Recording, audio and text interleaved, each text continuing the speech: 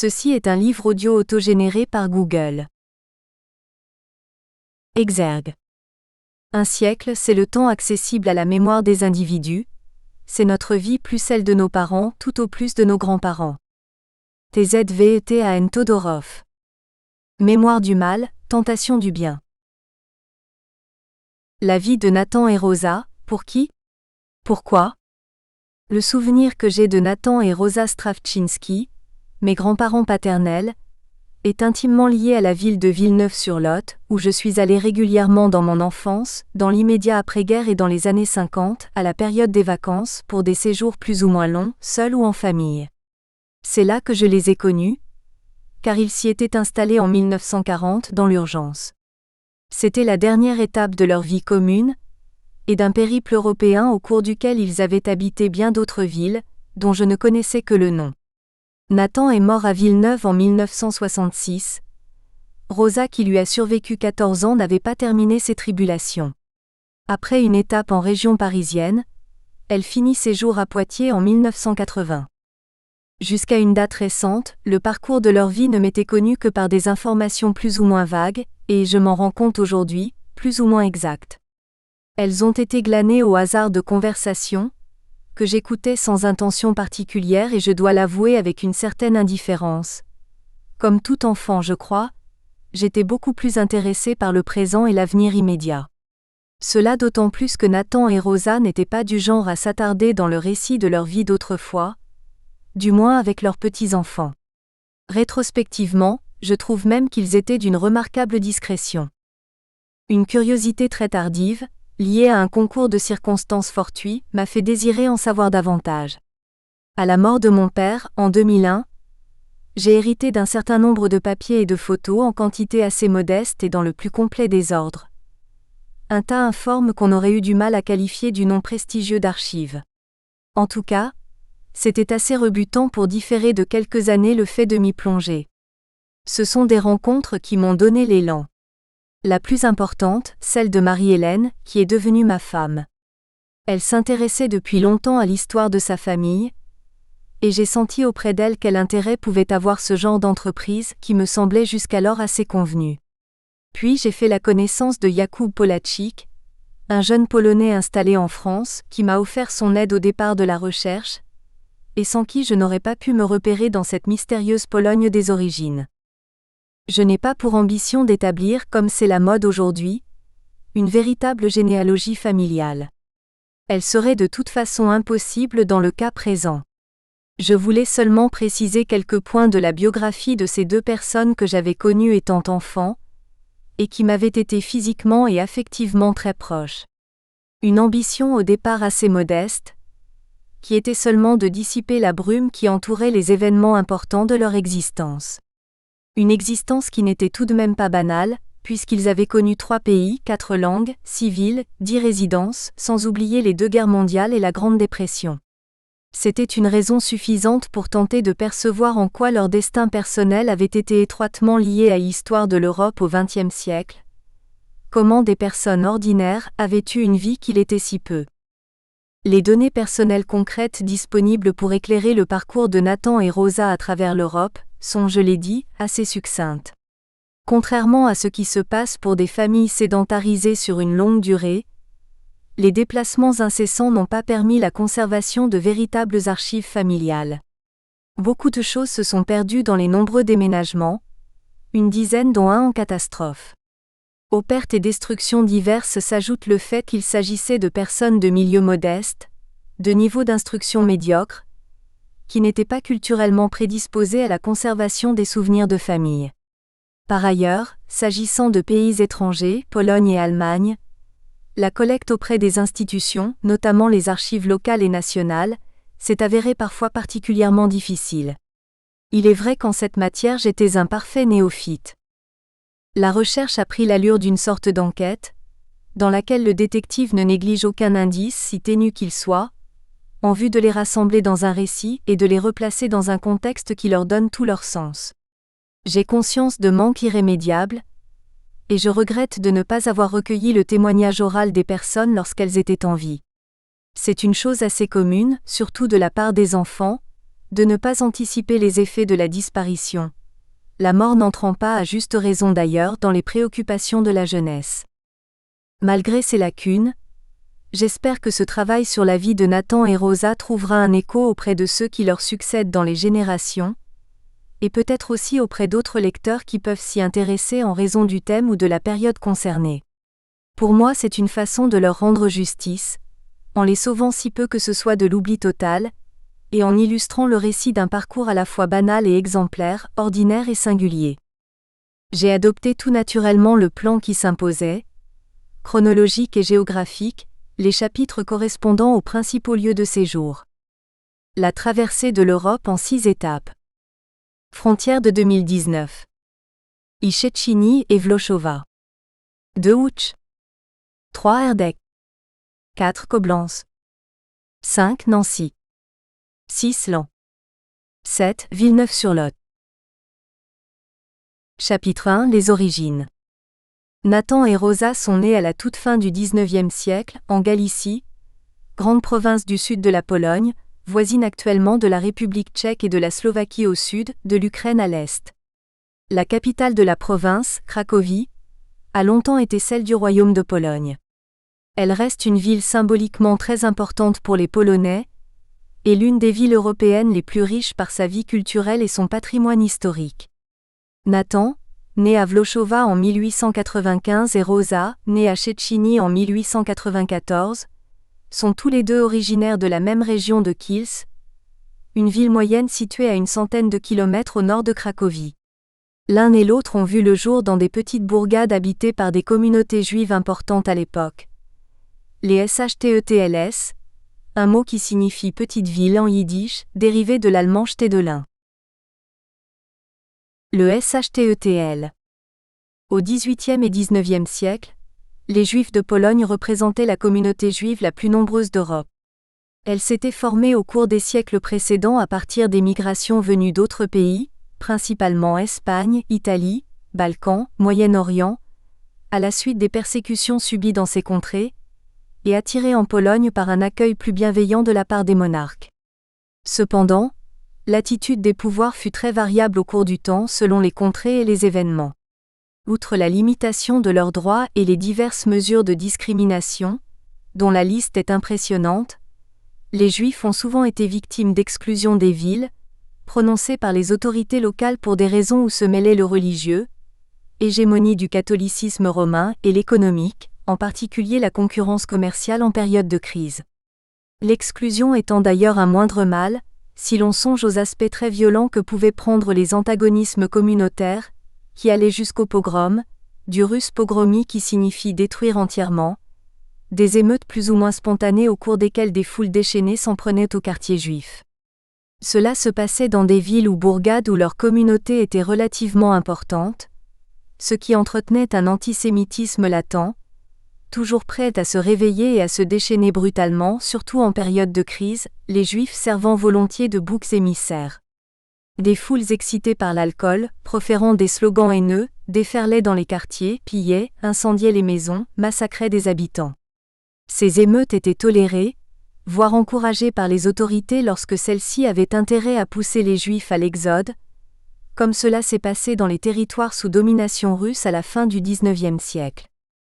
Au XVIIIe siècle, les Juifs de Galicie, écartés des villes, se sont comme dans tous les territoires polonais regroupés dans des SHTETLS, ces bourgades rurales où ils étaient en nombre important, souvent largement majoritaires par rapport aux chrétiens, avec lesquels les relations étaient en général sous le signe de l'acceptation et de la tolérance, mais non exemptes de tensions latentes qui pouvaient aller jusqu'à l'affrontement violent.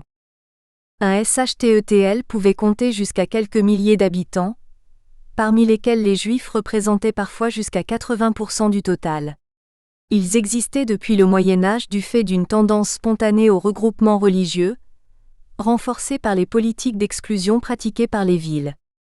Ils constituaient des entités quasi-autarciques, avec leur langue vernaculaire, le yiddish, leurs institutions religieuses et civiles, lesquelles se confondaient d'ailleurs, souvent imprégnées de la tradition hassidique. Traditionnellement exclus de la propriété de la terre, les Juifs ne pratiquaient pas l'agriculture, exerçant surtout les métiers de l'artisanat et du commerce. Ils occupaient la rue principale et la place du village, donnant à celui-ci l'allure typique que l'on connaît. Les boutiques, les échoppes, les synagogues et maisons de prière, les marchés, tout lieu très animé d'une vie autarcique où se sont maintenus longtemps jusqu'entre les deux guerres, c'est-à-dire jusqu'à la destruction totale, les us et coutumes, rituels, fêtes, costumes, etc., de communautés très attachées à leurs traditions.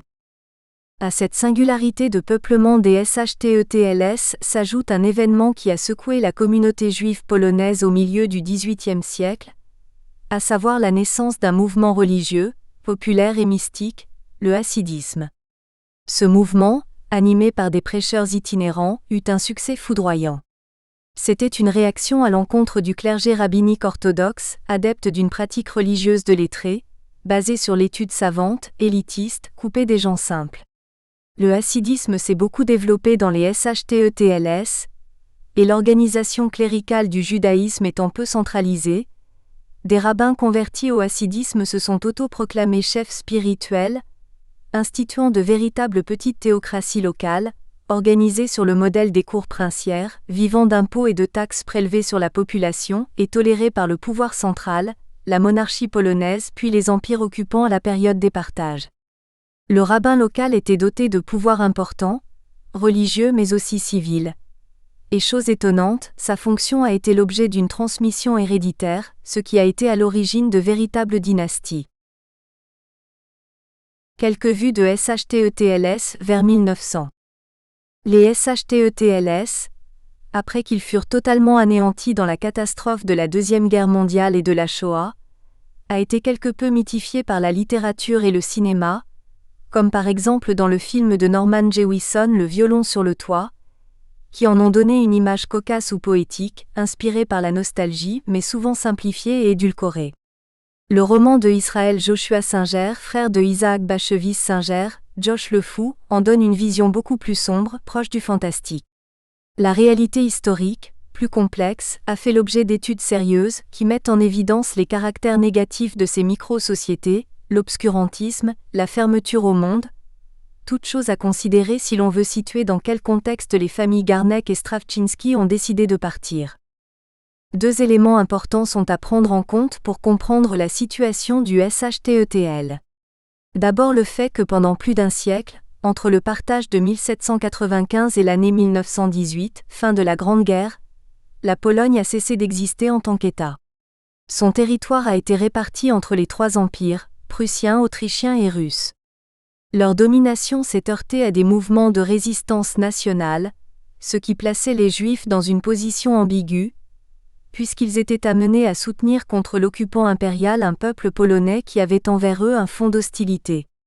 Une situation difficile, dans un jeu de pouvoir compliqué, comme les Juifs ont eu souvent à en connaître dans l'histoire. La situation des Juifs de Galicie prise en otage entre les puissances impériales n'est qu'un épisode parmi d'autres dans la très longue et très complexe histoire des communautés juives en Europe.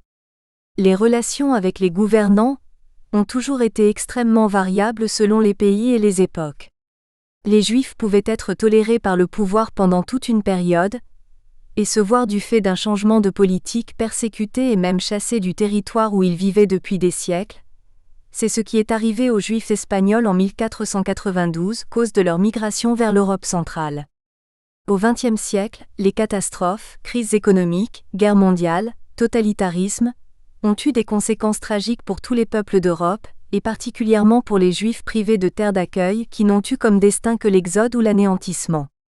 Il existe une énorme bibliographie sur le sujet. Un mariage, mec. La deuxième chose importante à prendre en compte, ce sont les conflits internes aux communautés. À partir du milieu du XIXe siècle, les idées progressistes issues des Lumières ont gagné les couches cultivées. Ce mouvement idéologique, marqué par l'influence du libéralisme politique, de la démocratie et des théories socialistes, s'est développé au départ surtout dans les villes, mais il a peu à peu touché tout le territoire, et notamment les SHTETLS, où le pouvoir religieux s'est trouvé mis en cause comme responsable de l'arriération, de l'ignorance, de la superstition du peuple, et par là même de l'injustice sociale et de la misère. Les idées de 1789, issues des Lumières, ce courant de pensée philosophique du XVIIIe siècle, incarné par Diderot, Voltaire, les encyclopédistes et qui a conduit à la Révolution française, ont essaimé dans toute l'Europe. Elles ont touché les intellectuels juifs, appartenant à des milieux urbains cultivés, ouverts à la modernité, et conscients de la nécessité de trouver des solutions à la situation misérable de la plupart de leurs coreligionnaires.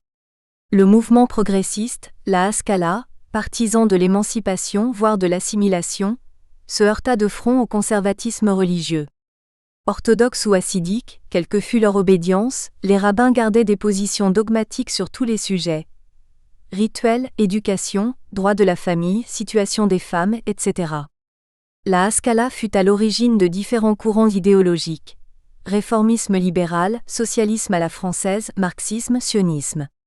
Le héros du célèbre roman d'Isaac Bashevis Singer, Le magicien de Lublin, incarne les tourments et les dilemmes de cette époque.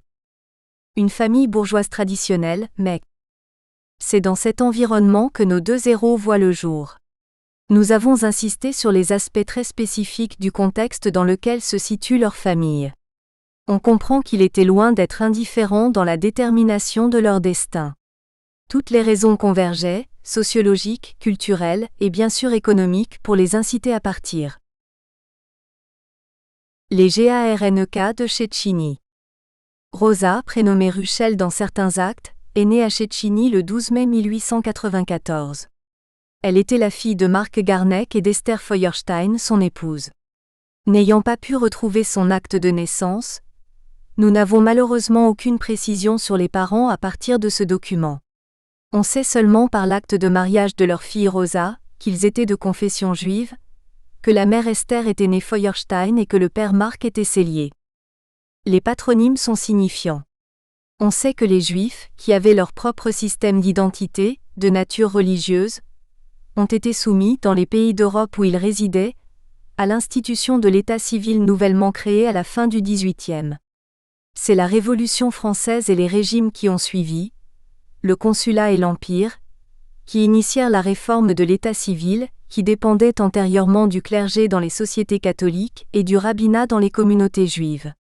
Cette réforme qui visait à un meilleur contrôle de la population par la puissance publique fut imitée dans tous les États européens, soucieux de modernisation. Les Juifs y furent soumis dans le cadre des politiques d'assimilation. Dans la tradition hébraïque, l'identité de l'enfant juif est formée d'un prénom, suivi du prénom de son père auquel est accolé le suffixe fils de ben en hébreu, son en allemand, Witsch en polonais, Witsch en russe. Désormais, un nom de famille établissait la pérennité d'une filiation à travers les générations. Ces patronymes obligatoires, imposés par l'administration, étaient soit achetés, auquel cas la personne pouvait choisir un nom noble, formé avec des éléments tels que Gold, l'or en allemand ou Blumen, la fleur, etc., soit ils étaient, pour les plus pauvres, donnés gratuitement et dans ce cas être dotés de connotations neutres. Le nom du métier ou du lieu d'origine est très souvent utilisé ou franchement négative, triviale et moqueuse, Klein le Petit, Ganlois, etc. Il pouvait aussi être imposé, indépendamment de la question du coût, dans les cas où il y avait un refus de la part de juifs orthodoxes au nom de la fidélité à la tradition. Dans les régions sous influence allemande, les patronymes ont été germanisés. Dans d'autres contrées, ils ont été polonisés ou russifiés. En polonais, le mot garnek signifie casserole ou pot. On peut en déduire que le choix du nom était peut-être à l'origine relié soit à une activité artisanale de poterie, soit à un commerce d'ustensiles de cuisine. Mais la plus grande probabilité est plutôt qu'il se soit agi d'un sobriquet trivial, attribué par dérision et pour une raison inconnue quelconque. Ce qui est un exemple parmi bien d'autres du mépris où étaient tenus les Juifs, et des humiliations qu'ils pouvaient subir de la part des représentants petits ou grands du pouvoir. Garnek est de toute façon un patronyme peu répandu, limité à une aire géographique, la Galicie, comme en témoignent les bases de données disponibles. Dans la base Yad Vashem par exemple, comme sur le mur des noms du mémorial de la Shoah, gravé d'après le fichier de la déportation établi par Serge Klarsfeld, on trouve le nom de Garnek, mais avec une fréquence assez faible. En beaucoup moins grand nombre par exemple que le patronyme de la mère, d'origine germanique, qui est beaucoup plus courant. Feuerstein, littéralement pierre à feu, n'a pas de signification particulière. C'est un patronyme banal, exemplaire de l'utilisation d'un nom commun, se référant à un objet usuel, sans connotation spécifique. Une remarque sur le prénom. C'est une pratique courante en usage à cette époque et qui s'est maintenue, de donner deux prénoms. L'un hébraïque traditionnel, en l'occurrence Ruchel ou Rachel, personnage biblique, et l'autre Rosa, sinon plus courant, du moins à moindre connotation religieuse. Cette pratique est l'indice d'une évolution vers l'émancipation du judaïsme traditionnel et un souci de faciliter l'assimilation. Marc, le prénom du père, n'est pas non plus connoté d'appartenance religieuse, contrairement à celui de la mère, Esther, typiquement juif. Les informations manquent cruellement sur la famille Garneck. Les archives municipales de Szczeciny datant de plus de 100 ans ont été transférées aux archives régionales de Kielce, qui n'ont rien pu fournir la concernant. Par des sources personnelles plus tardives, photos et courriers, on sait que la fratrie était composée de 5 enfants. Rosa avait une sœur aînée, Anna, 2 sœurs cadettes, Mania et Regina, et un frère, Chaim. On ne connaît pas les dates de naissance précises de ses frères et sœurs, on ne peut que les estimer grâce aux photos. Szczeciny est une petite bourgade, située à 15 km au sud-ouest de Kielce, qui compte actuellement 4300 habitants, recensement de 2012, une population qui a peu varié au cours du temps. Elle a un passé riche, ce dont témoignent les ruines imposantes d'un château féodal. Elle a eu une fonction administrative importante, ainsi qu'une activité économique liée à la présence de carrières de marbre. Au XVIIIe siècle, du fait des mesures d'exclusion prises par la ville proche de Kielce, capitale provinciale, une communauté juive s'y est installée et développée, avec une population qui a représenté jusqu'à 77% de la population totale. Jusqu'à la Deuxième Guerre mondiale et aux bouleversements qui s'en sont suivis, Szczeciny était un SHTETL typique et de plus un centre religieux, siège d'une dynastie hassidique réputée qui d'ailleurs était en conflit avec les institutions du judaïsme orthodoxe. La ville, d'abord rattachée à l'Autriche dans le partage de 1795, tomba sous la domination de l'Empire russe après 1812. Szczeciny hier et aujourd'hui. La synagogue du XVIIe siècle, photo d'après-guerre PJ. La place du marché 2016. Le cimetière juif de Szczeciny PT. On peut supposer que très vraisemblablement la famille Garneck a quitté Szczeciny au tournant du siècle, sans qu'on puisse préciser la date exacte de ce départ. Cette petite ville n'offrait pas de perspective de développement économique. Par ailleurs, l'ambiance devait y être étouffante pour des gens qui avaient un désir d'émancipation. Beaucoup d'indices montrent en effet que si les Garneck, comme les Strawczynski, n'ont pas renié leur origine, ils n'en ont conservé que certains aspects culturels, le yiddish en particulier, et ont abandonné sinon la foi, en tout cas la pratique religieuse traditionnelle régulière. Łódź est à 150 km au nord de Szczeciny. C'est une ville à cette époque en plein essor industriel, qui exerce une puissante attraction sur une vaste région alentour.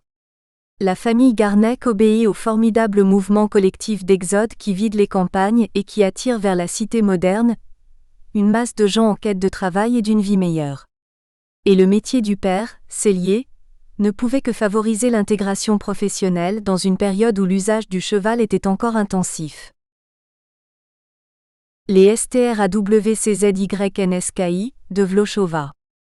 Włoszowa est une petite ville située à environ 50 km à l'ouest de Kielce et 35 km de Szczeciny.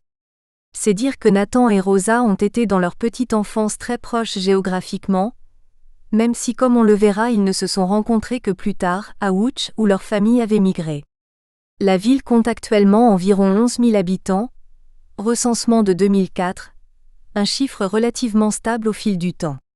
Avec un peuplement plus important mais un passé moins prestigieux, elle a un profil assez voisin de celui de Szczeciny.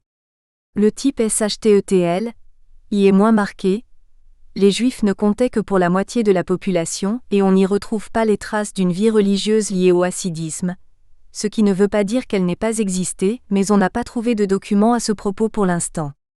On peut cependant supposer qu'à la fin du XIXe siècle, pour l'habitant ordinaire, la vie y était à peu près la même. Comme Szczeciny, elle a d'abord été rattachée à l'Autriche en 1795 puis à la Russie tsariste jusqu'en 1918. Le patronyme de la famille paternelle de Nathan est on ne peut plus évident quant à son origine. C'est un exemple typique de polonisation, par la référence à un nom de lieu, en l'occurrence celui du village tout proche de Strawczyn, situé à une vingtaine de kilomètres au nord-ouest de Kielce, et dont on peut supposer qu'il fut le berceau de la famille au moment de l'attribution du nom, c'est-à-dire à la fin du XVIIIe siècle. À la différence de Szczeciny et de Włoszowa, Strawczyn est une commune rurale dépourvue de centre et où il ne subsiste aucune trace qui puisse laisser penser qu'il y a eu dans le passé une bourgade ressemblant à un SHTETL. Nous n'avons pas sur ce point les moyens d'une recherche plus approfondie. Tout ce que l'on peut dire, c'est que le patronyme est très répandu, et qu'on le retrouve dans toute la Pologne de l'entre-deux-guerres, avec une densité particulière en Galicie, fréquence établie d'après les sources indiquées plus haut. Nathan et son double. La plupart des documents officiels indiquent que Nathan, orthographié parfois Nathan, est né le 12 mars 1895 à Podlesko, fils de Gronem Strawczyński et de Esther Janklewicz ou Witz, son épouse. Une première anomalie est que la date de naissance varie selon les documents, et qu'elle est parfois indiquée comme étant le 12 mai. Ce qui pouvait provenir d'une erreur résultant d'une graphie imprécise. Mais le détail le plus troublant, c'était la présence dans les photos de famille de celle d'un jeune homme avec la mention manuscrite « Nuzin Strawczyński ». Ce jeune homme a une grande ressemblance avec Nathan, tel qu'on peut le voir sur des photos de la même époque. On pensait bien sûr au double prénom, encore en usage comme on l'a vu pour Rosa Ruchel. Mais il y avait la différence de date de naissance. Et puis les archives de Kielce, qui n'avaient trouvé aucune trace de Nathan, avaient repéré celle d'un Nuzin, né la même année, mais à Włoszowa et non à Podlesko. Deux prénoms, deux dates, deux lieux de naissance, c'était tout de même étrange. Il ne pouvait s'agir de jumeaux, ni de frères. De cousins peut-être ? Podlesko, une maison de bois, 2016. Il a fallu beaucoup de temps pour dissiper le mystère. D'abord grâce au dossier de demande de naturalisation de Nathan et Rosa, qui date de 1930, conservé aux Archives nationales françaises, site de Pierrefitte. Les deux prénoms y figurent. Ensuite et surtout, grâce au certificat de naissance de Nathan, dont la copie a été transmise par les archives polonaises après de laborieuses tractations, menées par d'amicales et précieuses collaborations.